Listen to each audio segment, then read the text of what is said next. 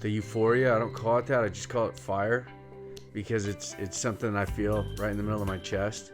And like, I've done a handful of drugs and alcohol. There's no drink or drug that matches what mania feels like. Being manic, it's just fire in your chest, and it's like you're bulletproof. Like I could literally do anything, and like I don't think about consequences of my actions. Definitely don't think about anybody else. There is one thing though, is like I don't intentionally do anything to harm others, but my own well-being is like I don't give a crap. Welcome back to the Nurse Tori Selfie Show, where I'm on a mission to make healthcare hip, one selfie at a time. For those of you who don't know me, my name is Tori Meskin, aka @NurseTori. I am the founder of the Selfie Podcast, a platform dedicated to fascinating people in the healthcare space. From medical field to entrepreneurs, brands, businesses, this is a platform designed to share career journeys, life tips, resource tricks, and really getting to know the person behind the journey. This is something I've been really excited to talk about, and a moment that I really wanted to cherish, and I wanted to talk about this topic on this platform so we could really dive deeper into it. So for those of you who don't know me and you're new to this show, my name is Tori Meskin. I am nurse, NP student, blogger, and now the founder of the Selfie Podcast. Sitting here with me today is my younger brother, Vince. Hello, happy to be here. Oh, thanks Super for calling stoked. in. And I do call him Chenzo. His name is actually Vincent, but I don't know, for whatever reason, Chenzo developed. She can call me Vincent. You can call me Vince. Chenzo. Whatever. I don't know. All the things. So, although I've alluded to this several times via Instagram, I have talked about this a little bit. I want to dive into mental health. And something that our family has faced over the past, I'd say more tangibly, like over the past 5 years. I've alluded a little bit to this, but we have not talked about it head on, and so I thought this would be a really awesome opportunity to not only talk about it, but maybe help myth bust, educate, provide resources, kind of all the things. Let's do it. So let's talk a little bit about this specific story. What I'm alluding to is my brother's diagnosis of being bipolar. All right, so let's hop right in. So let's go back to and maybe introduce everyone who's here who doesn't know you to little Vince. What was growing up like for you? Where did we grow up? Let's tell people a little bit about you and your background. We grew up in Fresno, right in the middle of San Joaquin Valley. Frez, yes. Love that place. Everyone we had a good family, like, growing up. Like, me and my sister, we lived out in the country, so we were like best friends, and like we'd run away from home and like go to the corner of the property. Yeah. And like picnic or something for a couple hours. So we are 13 months apart. I'm older. And we grew up very, very close together. I would say like probably more like as siblings, we got along very, very well. Mm-hmm. And so our relationship, I would say, like, was more on a best friend level. High school, we had all the same friends. Mm-hmm. We went to all the same parties together. Yeah. The rule was if we wanted to go past curfew, as long as we were together, it was okay. Yeah, and if I wanted to go anywhere, it was okay as long as I was with Victoria. So we got kind of like away with a lot of things because we were together. So it actually kind of worked out really well. Yeah. There was that time though when, you know, like girls grow up and they're like super unhappy with their moms and vice versa. And me and her weren't all that like friendly, but then like she grew out of that stage. But yeah, it was pretty much like halfway through high school. We've just been like best friends since and always hanging out. Yeah, I would agree with that. So moving into college, so growing up, great, happy, loved it. Pretty much, it was good. We were raised happy, good. Mm-hmm. And then college came. Let's talk a little bit, maybe more about your college days. You went to Fresno State University. Fresno State. I went to Fresno State right out of high school and like just had way too much fun. And I ended up graduating after 7.5 years. But I have 2 degrees, so there's that. So just kind of like a sum up, you are diagnosed bipolar. He has 2 degrees. You're very functioning now. But I want to talk a little bit about the actual disease as a process and a diagnosis, because I think the whole reason, maybe I'm looping in the college days, is because we're going to talk a little bit of the diagnosis and the things that were going on. I think we didn't realize what was going on because you were in your college days. Mm-hmm. Yeah, I got away with a lot because way too much. All I had to do was get B's and go to work. And my parents didn't ask, very many questions past that. I got in a lot of trouble, but it was like hard to, as a parent, to put me in trouble because like I always worked and I always got B's. Yeah. And that was like you were smart, but that was literally my ticket out of jail. I mean, because I've been there a couple times, like just like overnight, like nothing. Like, no. We're gonna go into that. But okay. Yeah, that was the thing. I just knew I could get out. The whole diagnosis of bipolar. So I want to give you guys the actual definition. This is from the Mayo Clinic. Bipolar disorder it's also formally called manic depression, and it's a mental health condition that causes extreme mood swings that include emotional highs, so mania or even hypomania, and also lows, depression.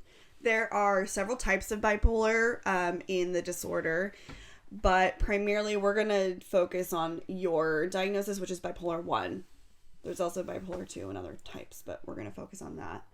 And I just want to give you guys a couple quick facts before we dive into it. The average age of onset is usually 25, which was right on with when you got diagnosed. Right on. It was 25. It does also occur in teens. In addition to that, I would say about 2.8% of U.S. adults experiencing bipolar disorder each year. That's about 10 million. I don't know. There was something that I saw, like 10 million people are diagnosed with it every year.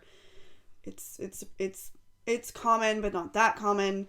And about 83% of cases are classified as severe. So this is all information I got from Mayo Clinic, but we learned a lot of things sort of as a family as like things happened. So let's talk a little bit about your symptoms. So I took the liberty of printing out for us a list of what symptoms, signs and symptoms, or things that people feel when they are manic, depressive, or things like that. So Vincent, let's jump into it.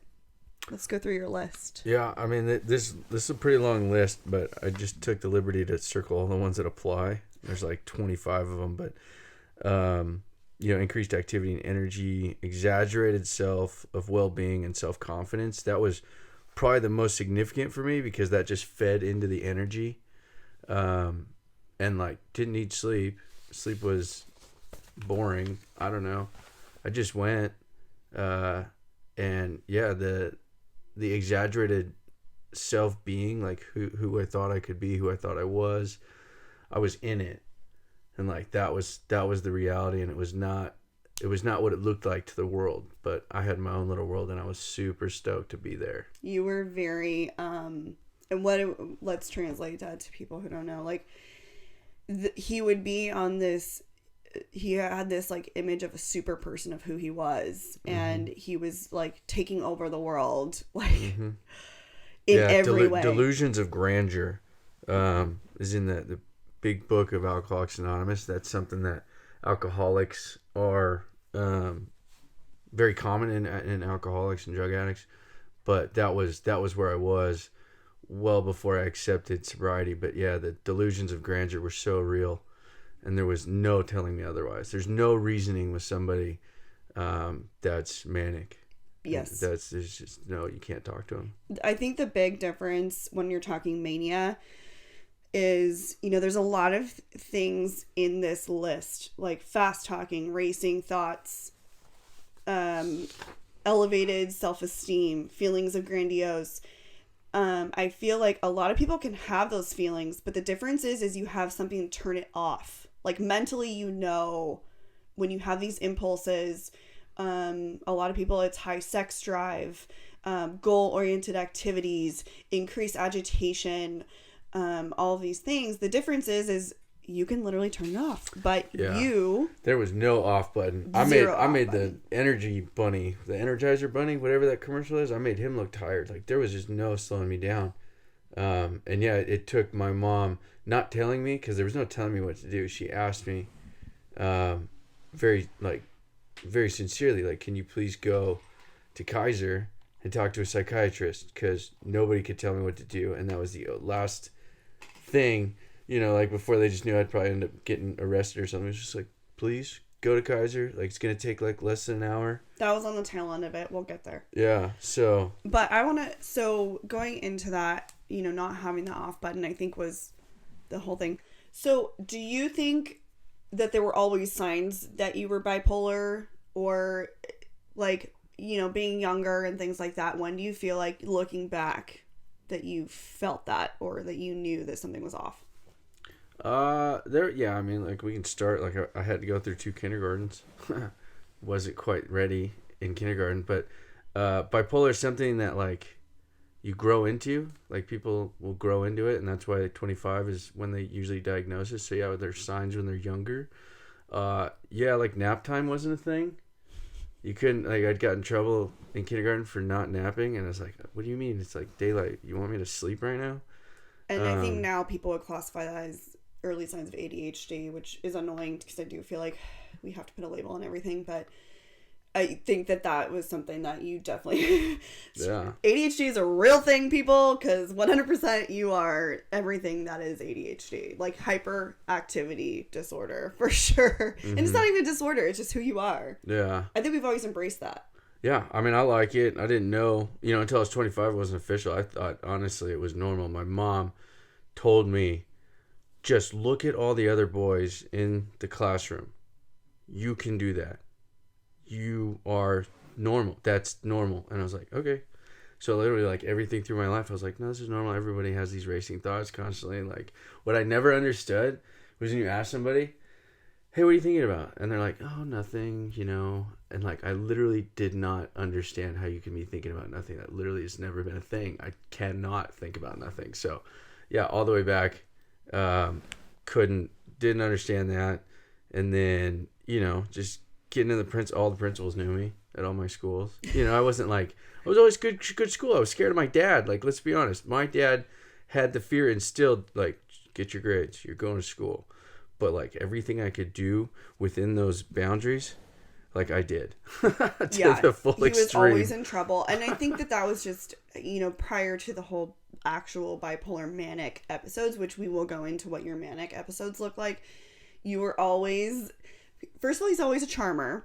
This guy is, like, number 1 charmer. And I think you come by that, honestly, because of our dad. But everyone loved you, but you were always kind of like the bad kid. Yeah.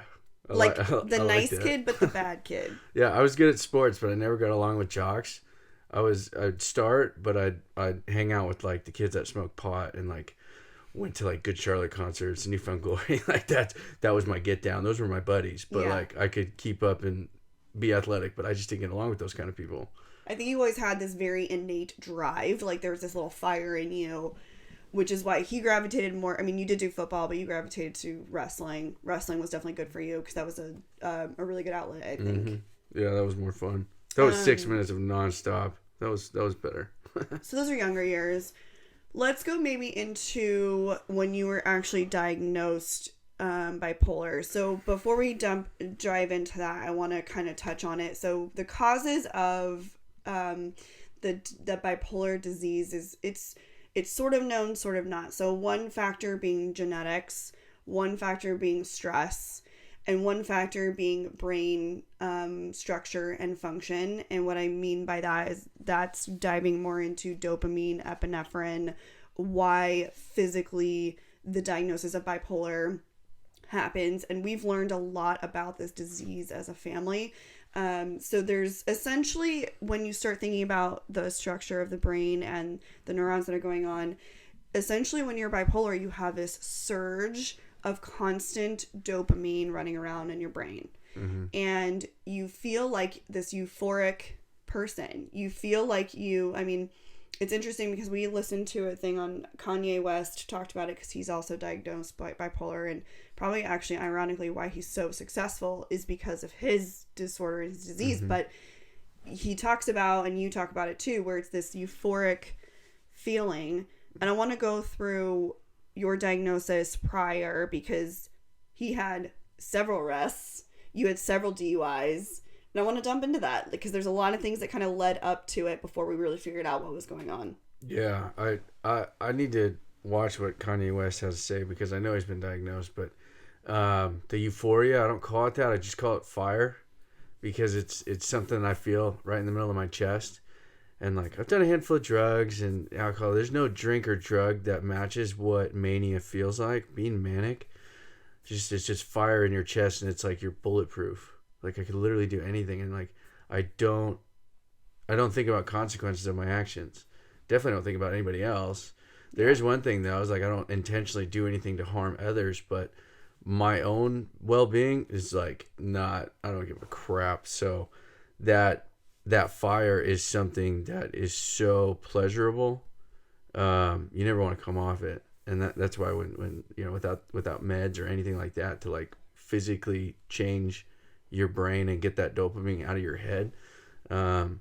It's like when you're manic, one psychiatrist I talked to, it's a flood of dopamine and it shuts off the more advanced part of your brain from the, primal part of your brain. And the primal part of your brain has functions, but they're not as capable as like what we've evolved, like this whole podcasting thing is like, but the primal part of your brain ain't doing that. So when you're manic, it shuts off the new part of the brain that everyone today is very familiar with and getting on in society as it sees it. So when you're manic, it's like you're not thinking like that. You're in the primal state of surviving and like having fun, and it's just so pleasurable. There's nothing better that I've ever felt or experienced than being manic. Something that when we were going through as a family and learning about it, we were kind of looking back, and one of the psychiatrists was explaining that, for example, a lot of these huge leaders in our life or in, history most likely had some form of this bipolar, like Napoleon. We're talking people that have had huge impacts on history, but how is he able to do these things? You kind of look back and you're like, maybe these people also, in those primal moments, they may have actually had a touch of bipolar or something to that effect. Yeah, no, and there's a lot of history that backs that statement up, in that these leaders would just in simple form just go and conquer a country and like be manic, and they'd get it done. And then they'd go into the depressive state for however long they needed to, because that essentially would balance them out. But it was like they'd conquer, own a new country, and like nobody would see them because they'd be recovering and depressed and literally like couldn't get out of bed. Yeah. So yeah, that is a thing. So, and also, as far as let's talk about the sleep factor, because there were a lot of times when you literally physically would not sleep. Yeah, no, sleep wasn't a thing. And before I got diagnosed, I didn't really give that enough thought because, like, my drinking in college, like the 5 years that led up to this diagnosis was like, just get your grades, get to work, and, like, party. So, like, sleep, I never realized that it wasn't a thing because, like, if you could drink and smoke pot 8 days a week, I was doing it. Yeah. So it's like I wasn't sleeping. I was, like, passing out or whatever, and then the alarm would go off and I'd come to. So I was like, yeah, I slept last night. Like, no, I passed out last night and the alarm woke me up. So sleep was never easy to come by. And I'd like, whenever I'd like spend the night at a girlfriend's or something like that, I was aware of my drinking, so I could drink less, but it was always me lying there like listening to her fall asleep, and then like I'd fall asleep eventually, I'm sure at some point. But that was the only thing that I'd realized that sleep wasn't easy to come by because I was always drinking. So yeah, and I think it wasn't really a problem. From a family perspective, outside, like looking in, I feel like, we always drank. Like, that's the thing, is like, you're in college, we were in high school, we drank. Like, yeah, and normal. I don't think we ever thought twice that where what was happening to him when it was happening, we didn't realize what was happening because it was like you were doing normal things that college people do. Yeah, I had a good act to make sure that I could enjoy it. Because if we're gonna talk about the manic, I mean, it was literally 7 weeks that I went nonstop. Didn't sleep. If I did sleep, it was like an hour and a half, and like I knew enough. I'd taken enough classes, like REM, take an hour and a half cycle through REM sleep, or 3 hour cycle gets you 2, and so like that's what I would do like every other day. Never miss a party, never miss work, always show up to class, and then do whatever I wanted. And I did that for 7 weeks, and like I wasn't tired. And it was crazy because like if someone asks you what's the happiest time you've ever felt, like what's the happiest you've ever been, it's like I can go to that 7 weeks and say 100%. And like I was manic for 7 weeks. I blew up a relationship, but everything else was fine. And like I did not care about anything. It was the most peaceful I have ever felt. But apparently it didn't look like that. Yeah. So from an outsider's perspective of that time frame, I can tell you that the girl he was dating at the time did call me and my mom, and she said what she told us was she felt like you were acting odd or different. Like she was very specific about it, and she said he's not sleeping. And I kind of ignored that because I was like, what do you mean he's not sleeping? Like you're in college, like you're partying, like whatever. And she was like, no, like he's not sleeping. And to be honest, to this day, I really feel awful because I sort of wrote her off. Like I didn't take it seriously. And she was kind of saying he's just acting weird. He's acting erratic. He's kind of talking about things that don't make sense. He's not focused in school. Like he's just kind of, she would talk about these tangents that he would go on, about talking about the future and just being sort of odd and weird. And that was kind of the first time someone had approached us as a family member and said something is off with Vince. And I sort of wrote it off as, well, you're just having an issue with your girlfriend. Yeah. No, there was issues, but it was all underlying with what she was seeing, and then how I was seeing what I was doing, which was there was no problem. I did recognize that there was something different, and she did insist that she wanted to help me through it, and I didn't need help. I was going to figure it out, but that wasn't a good answer for her. And I remember I was like, all right, we're going to do it your way. And like, that was day 1. And then by day 14, she met me at work, and, it was really peaceful when she came into my office and sat down, and I was like, okay, so we'll go over here and eat lunch. And it was like really nice. And like, I'm like 2 weeks into this, like what I consider my manic phase. And I'd like seen her for like 20 minutes. And then I don't know how it unfolded, but like less than 5 minutes, less than 2 minutes, I don't even know what it was. We went from like, it was really peaceful to me just enjoying the fire again. And like, that was the end of the relationship. It was like a 2-minute conversation, and like I like the fire. I like being aggressive, and I knew if I looked at her what that would feel like. So I just kept looking at the table, and I kept my hands in full view. I wasn't going to get up. I wasn't going to look at her. But she was crying, and I didn't watch her leave because like I just couldn't make eye contact as this relationship was ending. And she left, and I was like, all right, let's go back to work. And that was the end of that. And then another, like, I don't know, 3 months, 2.5 months, whatever it was, 2 months of just pure bliss in my head. What I thought it was fantastic. Didn't care about the relationship. Made it to my internship. That semester I carried 16 units, and like, I'm a B student because I have to be. But that semester, not sleeping, never missing a party, drinking, not smoking pot because I have to pass my drug test. I got 4 A's and a B. And like, that's like, that was cool. All right. So I want to fast forward to some other bigger moments, because those moments I wasn't with you in college, but I was with you for quite a few moments later down the road. So Vincent graduated, and moved down south. He got a job, and the big moments that I really am thinking about are you had some really big. You had how many DUIs? 3. 3 DUIs. You were arrested how many times? Or in jail? I've been in 3 or 4. Okay, 3 4 times in jail. I mean, these just kind of over the years, and it kind of all succumbed in one moment in our life that I'm really thinking about.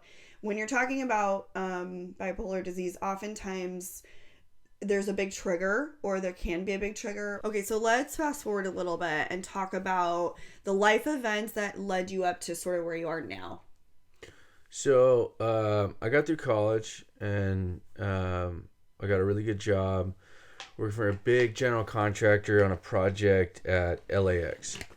And I had already been diagnosed, so I was taking all variations of medications that I really wasn't liking. So beyond that, I'm very work-driven, career-driven. So I'm at this job, and I feel like I'm not doing all that well. This is the one you were on nights, right? No, well, when I first started, I was on the day shift, and I felt like I wasn't doing very well. And management saw that, and I even requested, like, let's talk about this, maybe a different project. I just need something different. And it had nothing to do with the project, had nothing to do with management, but they decided, we want to keep you on this project. We're just going to switch you to nights. And I said, I'm a night person anyways.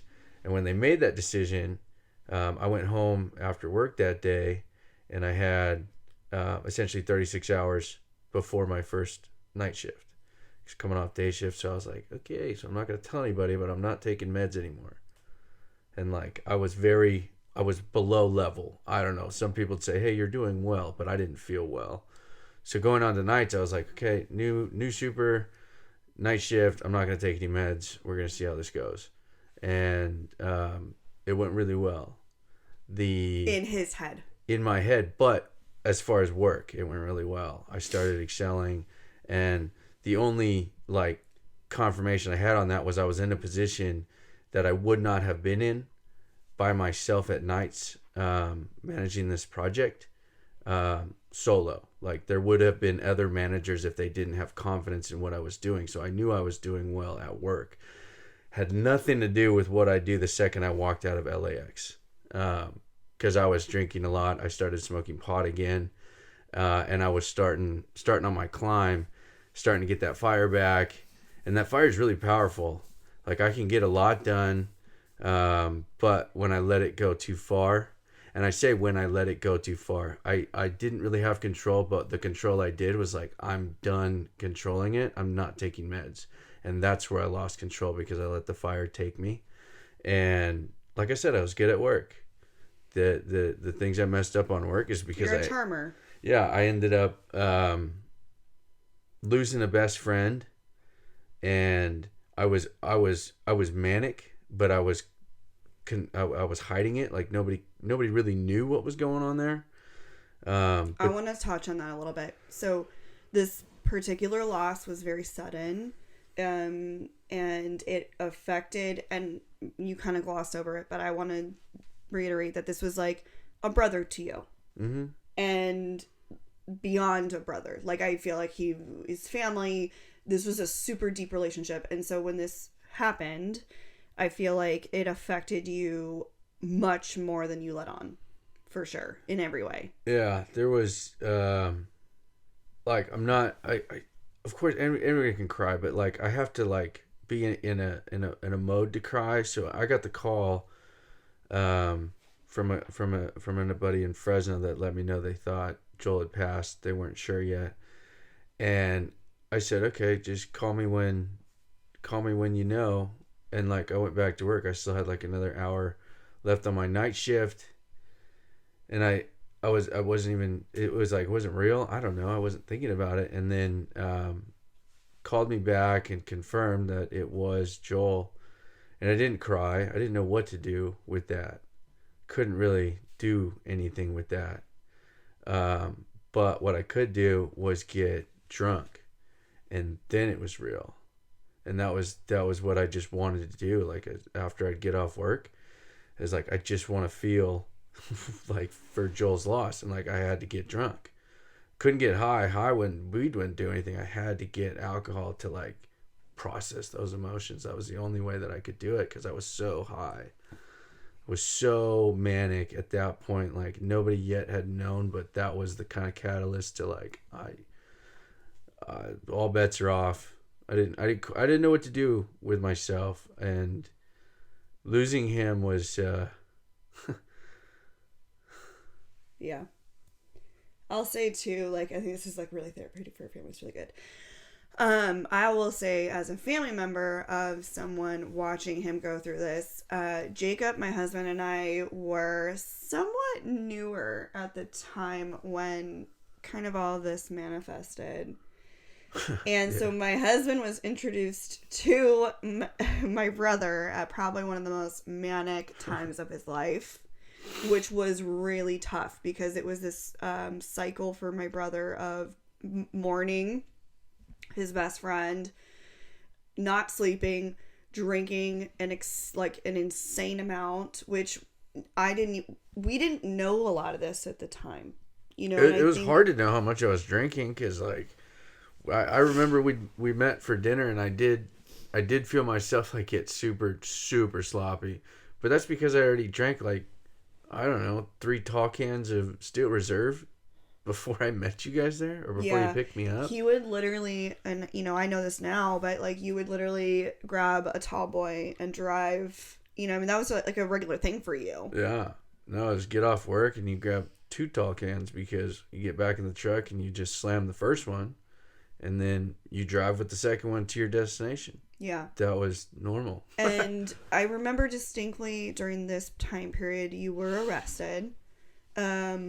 I think you had gotten off work and you were super intoxicated. Yeah, that was the last time that I'd been arrested. So like, let's keep that going. But this was a good one. I do. This was a good arrest. I do remember that. I was riding my bike through the Sepulveda Tunnel under LAX.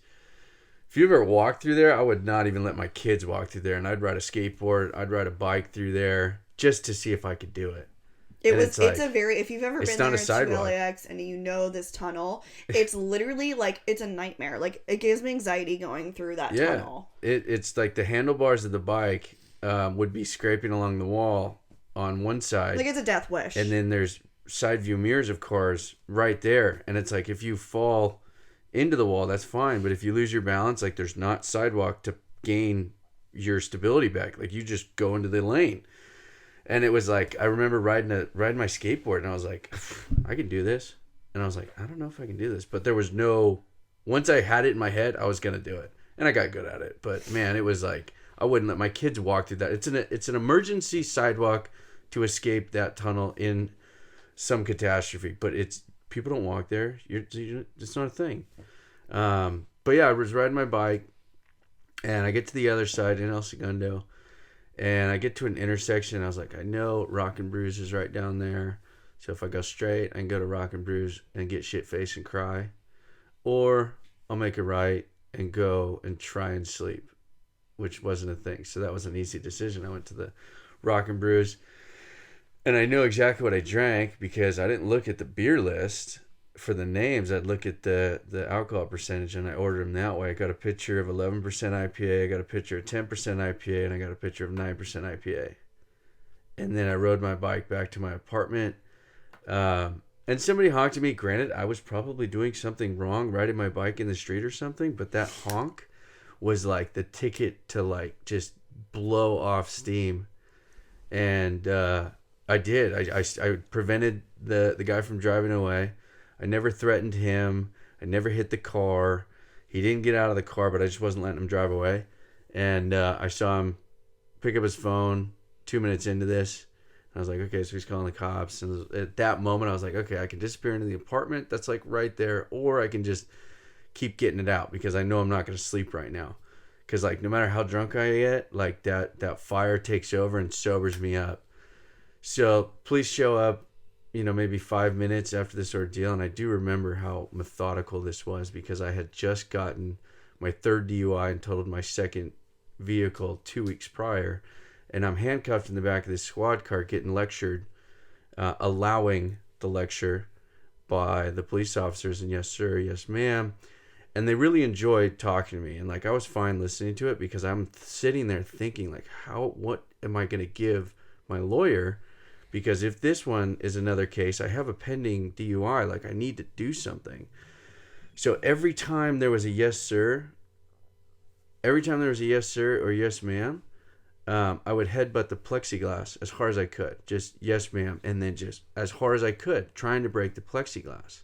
Because I wanted my lawyer to say this was a manic episode and like I was out of my mind and like I didn't want anything to stick. And then they get done and they're about to close the door and I'm like, I don't think that's enough. I don't think this is going to make it in the notes. So before they close the door and the lady officer's right there, I just start headbutting the plexiglass as hard as I can, as fast as I can, for as long as it took until she said, "Sir, are you okay? Can I get you an ambulance? Do I need to get you an ambulance?"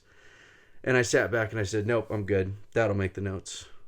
And like went to jail, went to the drunk tank. Nothing ever stuck. So like that was just me digging way too deep into something that maybe it didn't need to happen, but that was my thought process. 3 pitchers of IPA to coherent conversations with police officers to like the lady officer telling me, "Do I need to get you an ambulance?" And I was like, "Nope, I'm good. We can go to jail now." I feel like in his most manic moments, there was also a couple other moments that followed this moment. And his manifestations of the bipolar disorder, you were very aggressive. I would say the most thing that I feel for families who go through this with other people, you were very aggressive to the point of, and you could tell when you looked into his eyes, it was like I was looking at a monster of yourself. And you know, in the moment that he was just talking, like he's explaining what was going through his head. And I can tell you as a family member, you know, of course I wasn't with you for this moment, but it is really scary when someone is in these manic moments and you can see it in their eyes that they are not there. It is like you are literally talking to a empty person. You're talking to a completely different person. It's very scary. And there was times where my family, mom and I, we weren't sure if we should call the police. We weren't sure if we should 150 him. We weren't sure if we should, we didn't know what to do because you were clearly aggressive. You were clearly dangerous to some degree, but you hadn't killed anybody yet. And you hadn't done anything for us to basically, there was nothing we could do. And this is maybe a message to all you families out there, it's not just you. And, until we are very lucky, I feel very lucky because we're going to circle back and we're going to kind of talk about your treatment. But in those moments, it is so hard because your hands are tied as a family. Yeah, no, there was a lot of, and when I say a lot of thought, it didn't take very long to think, but when I would make decisions when I was manic, I needed to know and believe that this wasn't going to compromise what I was doing, my happiness, my fire. And that's what she just noted. She's like, they really couldn't do anything. No. And I knew that. There was nothing we could do. And that was all I needed. The tangible things that I know we did do, and my mom, and we're going to get to the treatment part, but we could take away the car, but then you went and bought one. Yeah, I totaled a truck, didn't have a license, and he bought one. How did you even? I don't even know. He bought a Mustang. You bought a car somehow. Yeah, for $1,500. Yeah, cash. I had just gotten fired and I had a bunch of money, and I was like, well, I need a car, so I bought a car. So he literally bought a car when we had taken away. Never registered in my name with the DMV. Never insured it. Didn't have a license, and I was like, I got a whip. This is literally $1,500 cash. There were moments where we were like, okay, we're taking away the car, we're taking away the keys, we're taking away the cell phone. people who are manic literally will find the things you're gonna find something to make it work, which I do love. I love that about you, but it was crazy because there was literally nothing we could do, and I didn't know what to do. So there was a moment that finally came to pass where a judge basically told you have two options. All right, before we get into that, let's talk footwear. I've been a clog nurse since the moment I set foot in the hospital setting, and I'm true to my brand through and through, which is why partnering with Sanita Footwear came so authentically. The Sanita designs and construction are truly second to none and have been in business for more than 110 years. Featuring only the highest quality leathers and handcrafted by cobblers in Europe, their clogs provide superior support and comfort to professionals in all types of industries. I actually like to rock mine not only in the hospital setting, but also at the barn. Yes, horse queens love to rock them too. Sanita clogs carry a heritage and commitment to authenticity that informs everything that they do. If you're interested in trying a pair for yourself, head on over to www.sanita.com and use code NURSETORI for 15% of your order. Does not apply to sale items, but you guys, head over, check them out. They're amazing. All right, back to the show. Yeah, no, the how that unfolded was with that car. I went and bought a bunch of tools at Home Depot, and I was gonna move up north. Figure it out with a buddy, some kind of construction direction. I don't know. So I get up there. I've been up there for 3 days, and my lawyer calls me. He's like, "All right, so we're gonna be here, here, and here, Ventura County, this, that, and the other." And I'm like, "Wait, what?" And he's like, "Yeah, bro, what are you doing? You have court. You can't leave. You're going to jail." And I was like, "Oh, there's that." So then, less than a week, pack up all my stuff and go back to my parents' house. And it's like, all right, well, white flag, if that's a thing, I don't have a choice. And then my lawyer was like, the only way to keep you out of jail is put you in treatment. And I was like, whatever, I'm over it. I'm over trying. My fire's out-ish. I'll do whatever you guys say. So checked into a structured sober living 1 week before my trial, because we took it all the way to trial because my lawyer was really good. Get to the trial date. Thank God for good lawyers. Yeah. Get to the trial date, and it's so cool. It was cool, whatever. I was still kind of on one, and you walk into this courtroom, and it's like, this is my courtroom. It was there was nobody there because it was for me, and nobody knows who I am. But it was literally DEA, the judge, my lawyer, all right, you're going to jail. And my lawyer was like, yes, but Vince is in treatment. And, I guess treatment for a known alcoholic, drug addict with, DUIs and abuse and this, that, and the other is a topic of interest. So my lawyer, the DA, and the judge went back there, talked it out. Figured out, is this a just get out of jail, or what's he doing? Because to me it was just get out of jail, but on what it was worth, it wasn't. It was this dude is gonna try and stop doing this. This isn't an apology. It's you want to stop doing what you've been doing. So the judge was like, okay, you can serve your jail sentence in this structured sober living, 24-hour surveillance, outpatient therapy. And if that goes well, then you're satisfied, and that's fine. See if that works. So I stayed in the sober living, and this is to give context to sober livings. There's sober livings where people just show up and sign in and breathalyze, and then they're structured, and there's 3 very structured sober livings in LA. And if you want to get sober, you need to go to LA. If your kid is having a trouble with substance abuse, Los Angeles County is the mecca for sobriety right now, and there's 3 structured sober livings, and I just just by chance got into one of those 3, and it's keep your shoes in line, and there's consequences if they're not.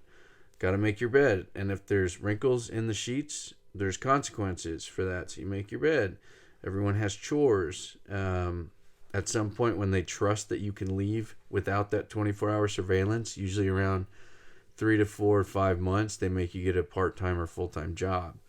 You have to hit meetings. You have to work the 12 steps of Alcoholics Anonymous. There's all these things that this program just happened to do for me. And like, for me, initially, it was like, I just don't want to go to jail. So I'll do whatever to keep me out of jail. And like, my thought was like, it's going to be easier to get a job after this if I don't have to say this time of not working was in jail. It's like, I could say like, I was getting sober there. So that was, it unfolded much differently than what I had imagined that would do for my life. But yeah, the sober living. So the sober living he's talking about, I'll give him a plug, is called The Last House. It is the biggest blessing that ever happened to our family. I would say The Last House, I thank them for giving me my brother back, essentially. Kind of like he was saying, it's sort of a military setup almost, like not military, but it's kind of like a brotherhood. So it's male only. I think the ages that people range there is anywhere from 15 to 35, 40. Like it's a big age range. It says a lot of younger guys, but I don't think that I would have my brother back without them. They basically restarted your life and gave him the life skills that we as family members were at the point where like we didn't know what to do anymore, and they kind of took over for us. And you got sober. Mm-hmm. Let's talk a little bit about that. What's sober life for you? What does it mean to be sober? So before I got sober, I always had it in my mind that I was drinking too much, but I didn't consider myself an alcoholic. I've been in and out of AA rooms, court, you got to get your court slip signed since 2012. So I'm very familiar with AA, and if I had to go to one a week, I would usually go to 2 or 3 a week, just because it was an hour of the day that like I could stop thinking, because I would just listen to people, because I wanted to understand, you hear them share, and like I try to relate to it, wouldn't relate, take what you fit, all this stuff. So sobriety for me was really found because of the Last House and the behavioral modification that gave to me. I listened to one of the graduates before me that he satisfied a year of sobriety and trust with the house and getting a job and finding a place to live, and they were like, okay, so now you can go do this on your own, so you graduate the program. And he was sharing at a meeting, and one of the AA people asked, what keeps you sober? And his name is Quinn. Quinn asked it perfectly. He's like, asked, what keeps you sober, AA or the Last House? Because this person was familiar with these structured sober livings. And Quinn was like, the Last House helped my behavioral malfunction, I forget the wording, but helped his behavior. The AA helped his spiritual malady, and then God keeps him sober. And like those 3 together was the perfect answer. The behavioral modification that he needed was satisfied by the structure of a sober living, because it has nothing to do with just like staying sober. It's like just stopping drinking. That's technically sober, but you're still nuts. So you need that behavior modification of making your bed, picking up after yourself, like learning how to cook, getting a job, and being accountable when you screw up. And like you get a year of that, and like that's what I was missing, because like I could do all of those things, not consistently, but I could do it enough so that it didn't get me in trouble. I had a good act. I'd do it enough so that I could keep doing what I wanted, but I was just doing it for that reason. But yeah, sobriety, that answer, the behavioral modification he needed, AA is the spiritual malady, and then God keeps you sober. It doesn't have to be God, it's just a higher power. You're really arrogant if you don't think there's something more powerful than yourself. And that's what I believe keeps me sober. Just sort of do you have advice to someone that is going through something like this, or maybe a family member who know of someone that's going through mental health issues? Do you have any? Yeah, the mental health. So there's what is it? Mental health. One thing's like you talk to a professional, trust the professionals, get a couple opinions, and if you're manic like I was, there's no reasoning with someone that's in that state, and there's medication that can slow your brain down enough so that you can then be responsive to situations and not just simply react on instinct. So that's the first thing is you have to trust somebody that understands the brain more than you do, because there was no stopping me without I think it's called the medication called Seroquel. Without Seroquel, it wouldn't have been possible. How long did it take you to narrow down the medication regimen that you're on now? Probably 3 years. And 2.5 years. Do you want to talk about what you're on right now, or what helps you the most? What do you think is the medication that's helping you? Well, for my bipolar, what I've learned about it, and then like how it plays out in my mind, it's not flip of a switch. It's never been flip of a switch. I can get in fights like that. I can sober up like that, but I can go at hot and cold just in those situations. Just for some reason, I just like that kind of confrontation, the aggressiveness. But a manic episode takes 2 months for me to get to. And the only reason I'm saying 2 months is because 2 times that's what it's led to. The first time was 7 weeks of just absolute bliss, and that was probably a month and a half that led up to that first day. And then the second time is about 2.5 months that I was off medication completely, and like that's how long it takes me to go manic. Just sleep. That's really it. If there was an herbal remedy, a natural remedy that could put me to sleep, that would be all that I needed. Only because of what I've learned about my sobriety and the usefulness of a sober mind and getting an understanding of manic. Because someone that's bipolar, schizophrenic, any mental illness cannot be effectively treated if you're smoking pot. It can't be done. If you're drinking every day, it can't be done. You cannot get a hold of yours, because those are substances that are helping you feel better. You're using something synthetically to fix your feelings, and you can't rely on that and gain control of your mental health. You need to do it sober so that you can figure out what works and what doesn't work. And for me, it was sobriety, because I'd taken all these different medications and none of them worked, and I didn't like it just because they weren't doing exactly what they could, because there was always substances mixing up with them when I would take them. So for me, it was taking doctor direction and then actually applying what I could learn after about 1.5 years of sobriety.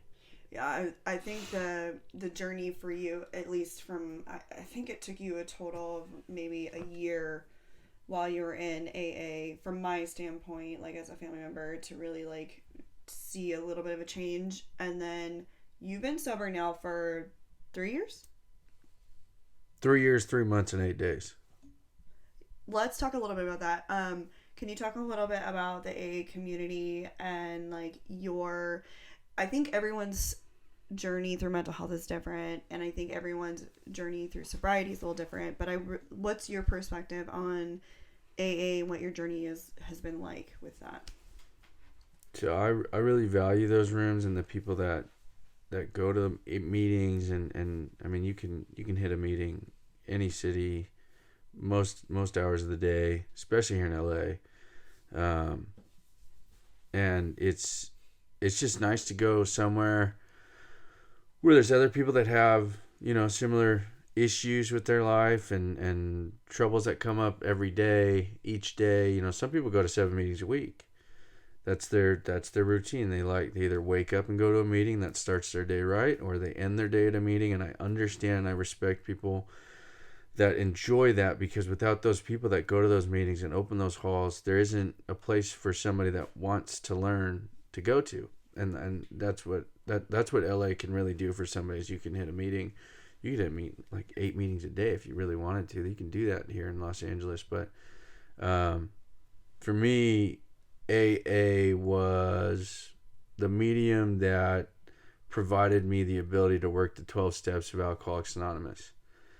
And the 12 steps of Alcoholics Anonymous are what taught me a lot of the behaviors I can maintain today. AA, like I said, is the rooms that people can congregate in and share their experience, strength, and hope. But the 12 steps are for the individual to work with another individual who has worked them prior and had a spiritual awakening. A spiritual awakening sounds like, you don't see God. That's not a thing. Your higher power can be anything. It just can't be, it can't be you. You are not the most powerful entity on this planet. There's something else. And it's really powerful to go through those 12 steps with somebody that has done it. And they enlighten you on certain things and activities and, events in your life, and they bring a different perspective, but it's not even them bringing it. It's just, they know the questions that need to be asked about those scenarios that get you to think about what was your part in that, because it's his fault, but like, it takes two. Someone's at fault, someone caused it, there's always two. So what was your part? And that was really powerful to hear my part in a lot of these things. But yeah, the AA rooms, like there's a show called Mom, and it's a TV show, so whatever kind of show, but I'd say that was a pretty accurate show about the AA community, and that's based in a female perspective. But guys, they do the same thing. You go to meetings, you have friends, you have a sponsor, and that works for some people. I have the Last House, which is heavily devoted to the 12 steps of Alcoholics Anonymous and what those steps can do for individuals that want to get sober. That's my sanctuary of, I don't go to meetings every day. I go to the Last House as many Fridays as I can. I hit their group. And then I go to a meeting after that I've gone to since 2016 when I got sober. But yeah, the AA community is a very peaceful place for me to go if I just want to stop. I can't turn it off, but I can stop for that hour and listen to someone else. Is there anything you would have had us as family do differently through your process? I don't think you could have. There was nothing. There was no, just putting me in that sober living was the best thing that nobody knew we were doing at the time. Yeah. But I actually want to bring Megan on real quick. So for those of you who have seen, I've brought Megan on a couple times. Hi, Megan. Hello. You've been here before? Yeah. Jeez, where have I been? Funny. So Megan's been a part of our life. This is actually Joel's sister and a big part of our family. I wanted to ask you a question because you and Vincent are recently dating. Yes. What are there any things that you as like a girlfriend or like as a distant family that you've experienced with him and the bipolar disease, or like things that maybe a tip you could give as someone you've been a part of the process with us, and I'd like to hear a little bit from you. So I don't know necessarily if it's the bipolar or sobriety, both of that a little bit. Yeah. But yes, I was there from the beginning. So the college, I saw him in college. Yeah. And to me, it was just like, that's Joel's roommate, Vince. He's nuts. Like, yeah, he's nuts. Crazy. Like, that's it. Anything he did, I'm like, that's Vince. I brought friends around. I'm like, there's Vince. Like that's what it was. Yeah. He's a character. Yes. Still is. Yes. That hasn't changed, which I love. That's what I love. And then I do remember getting the phone call of him saying that he was, so it was September 26, 2016. He said that he was going to a sober living and would not have a phone, anything like that.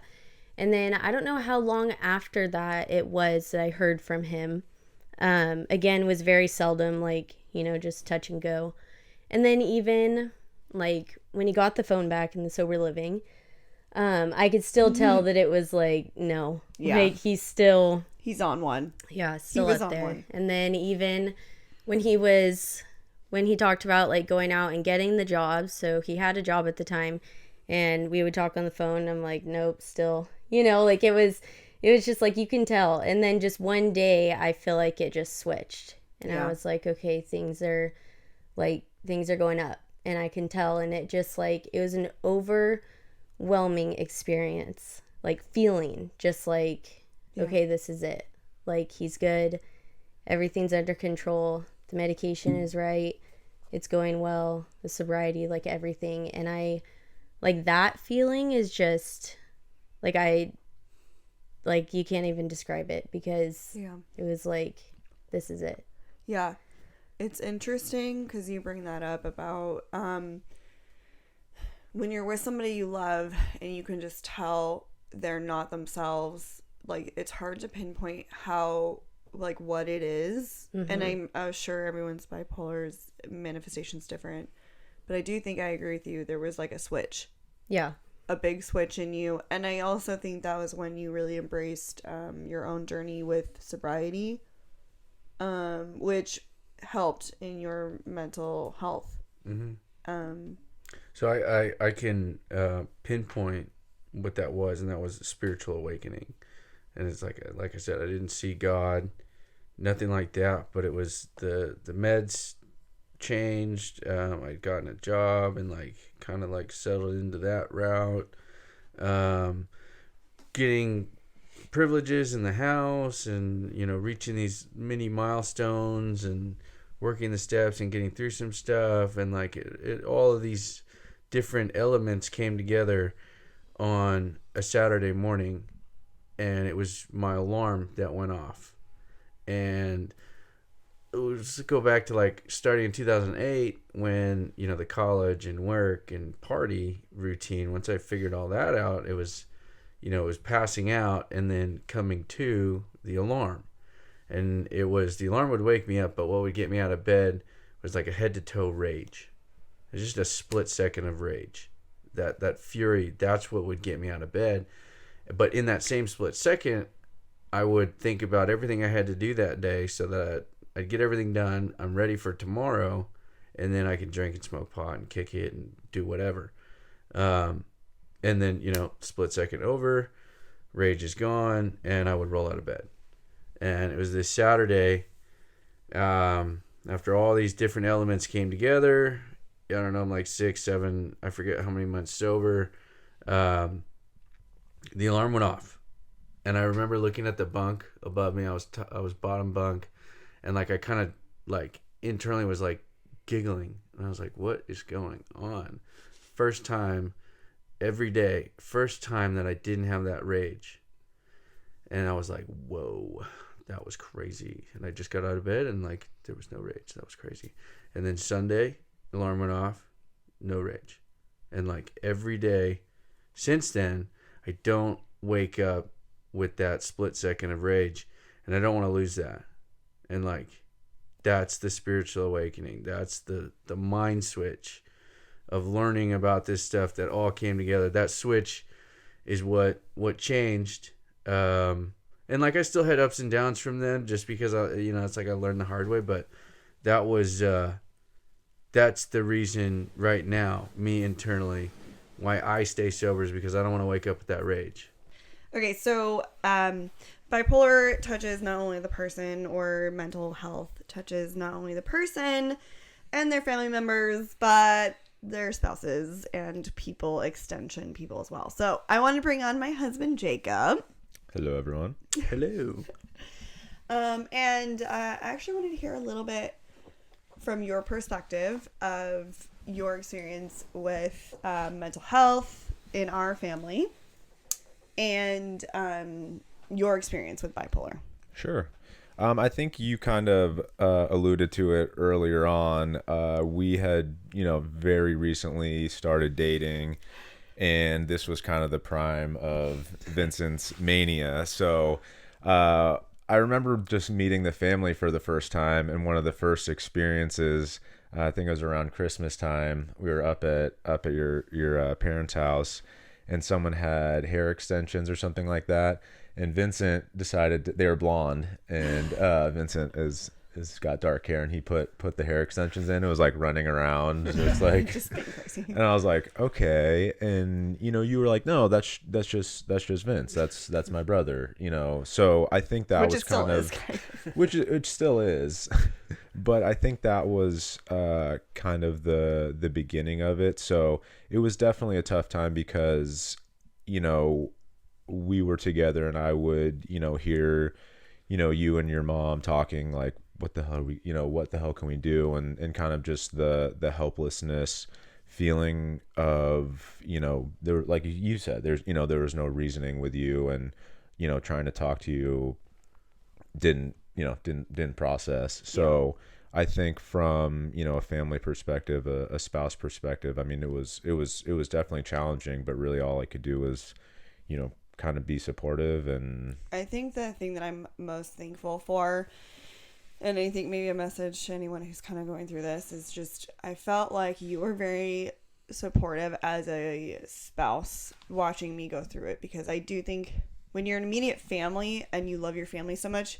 my focus was so much on trying to help Vincent, and I felt like very supported by my partner going through that process. And so I think that's something that I think is huge. I do think obviously your diagnosis affected every single person in our family, but I can tell you, like, our family is very much one that bonds together, and I think it took everyone in our family to sort of get through it and to understand it. And I think there were many times, Jacob can attest to this, like, where we just had to, I feel like you just mustered down and just were very tolerant more than anything. Like you saw what Manic was, but you were very understanding. We went to a breakfast one morning. I know you know which breakfast I'm talking about, when we took him. And Vincent was just on one. He was just talking about so much craziness. I mean, I don't even know what he was talking about. And I just remember being really embarrassed because, here we were, my husband, or my now husband, was meeting my brother kind of in the first couple months, and Vincent was just literally crazy on one, like talking about stuff that we had no idea what he was talking about. And we left, and I didn't know what to do or say. And you just were you were there for me as someone who was going through that with mental health. And I feel like that was enough for me. Yeah.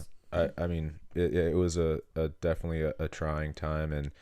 And I think this platform is awesome to continue to arise awareness, Yeah. provide awareness to this, just because of you and your mother. I mean, you guys were working tirelessly, and I just think that there are a lot of other individuals in this situation that don't have that family support, where it could have ended a lot worse. But I also think, now kind of going through that, and I think finally the past like year or two, like I actually feel like I really know like the real you, Vincent. Obviously I think that mania is always part of you, which makes you, but there, the level you is still, you still have that in you, but it's, it's still you. And so I think, ironically enough, in my family, we have, bipolar, but I think on the other side, on the depressive side. So, I mean, I was, I think I didn't really notice it, but yeah. So your uncle yeah, was, so my producer Matthew over here, this is his brother. So they have an uncle who is bipolar as well. Yeah. So my dad's brother, had some bipolar, but it was, on the depressive side where he would just be, shut himself out and lay on the couch and not talk to anybody for months at a time. So I think, I was young when this was going on, so I didn't really realize, but that was kind of the only bipolar that I had ever been directly exposed to. And, Vincent and Mania is kind of the complete opposite of that. So it's interesting that they're, two different sides of it, and some people have both. And yeah. I feel like and moving forward, when Jacob and I have kids, we're just going to be very in tune with that. Our kids are going to be so bipolar. Our kids are So definitely nuts. going to be so nuts. The kids, it's going to be great. We have bipolar on both sides of the family, and it is a genetic thing. So I do think that makes us much more. So I want to touch on that with kids and whatnot, because I've done ample research, both on bipolar and addiction, and a lot of things are genetic or hereditary. And then it's behaviors that are learned. There's a lot of taboo with addiction, but behaviors classify as addiction. There's like 150 noted addictions that humans have. Alcohol and drugs, that's just 2 of them. Yeah. Gambling, eating, gaming, porn, nicotine, codependency. The list is there's 150 of them. And sex, shopping, risky behavior. What that means is the same 12 steps that I noted that I went through with an alcoholic were originated in the 30s as the 12 steps of Alcoholics Anonymous. But each one of these noted addictions, they have groups. There's Gaming Anonymous, there's Nicotine Anonymous, there's Codependency Anonymous. And all of these groups use the platform of the 12 steps of Alcoholics Anonymous, but they don't call it that, 12 steps of Codependency Anonymous. But it's the same generic platform to gain power over your weakness. So that's a great resource to provide people. Yeah, it's free. It's like whatever you think, or like you probably don't think it, but your family thinks it, so they're the ones that can try to suggest this. My definition from all these different sources comes down to every baby that has ever been born or will ever be born is born with a predisposition to have an addictive personality. The addiction is defined by the parenting. What's okay, what's not okay. Yes, there are hereditary urges towards certain things, but ultimately an addiction is learned. I wasn't born addicted to getting drunk. I wasn't born addicted to getting high. That's not what it was. Every baby, the reason they cry is because they want to be happier than they are right now. And we never grow out of that. Every human being, human instinct defines us. We want to be happier than we are right now. What we do daily, weekly, monthly, yearly to make sure that we can be as happy as possible, that's what we're addicted to. So before we wrap up on that, the whole thing behind that, I do feel like you're talking about 2 different things, and I kind of want to explain that. One is addiction, and that's one thing that you're battling. The other part is mental health. And the mental health part is, just more of physical chemical imbalance versus the addiction and the behaviors is what you ultimately modified to help your life. And so I think that's kind of a 2-part, and maybe to understand that there's 2 really big aspects to this. So with that, first of all, thank you everyone for being here. Love you all. This is a long episode, but Super stoked to be here. Literally. Do you have any resources, a book, Netflix, a place that you want to provide our listeners as a resource, or something that you feel like would be valuable to someone? For somebody that's battling an addiction of any form, the reason that you're using that substance is you're filling a void. And what you need to do first thing, if you actually want to try to gain this, is get an understanding of what self-esteem is, because you have no self-esteem and you need to accept that you have no self-esteem. So that's the first step, is understanding what self-esteem is. And then if you want to go further, there's endless phone numbers, websites. I mean, I learned so much from searching the internet on both bipolar and addiction, but ultimately you need to find somebody that has accepted this is an issue in their life and has come over the hill.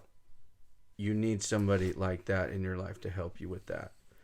So that's my suggestion is understand that it's an issue for you, and really self-esteem is lacking, and like you need to understand that, but it's find someone that, you know, a support group.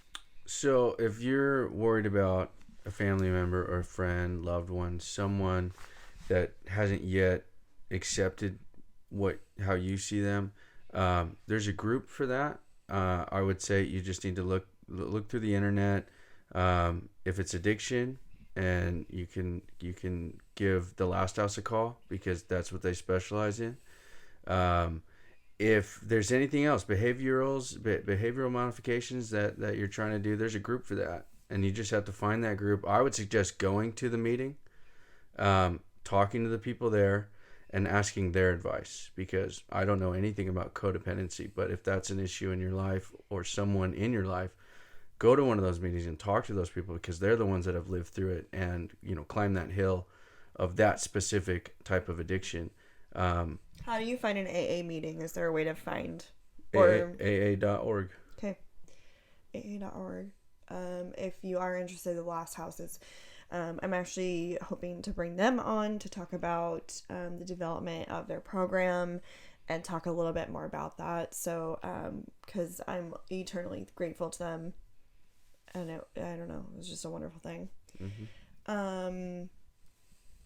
Thank you for coming on today. Well, thank you for having me. It was awesome. Happy to be here.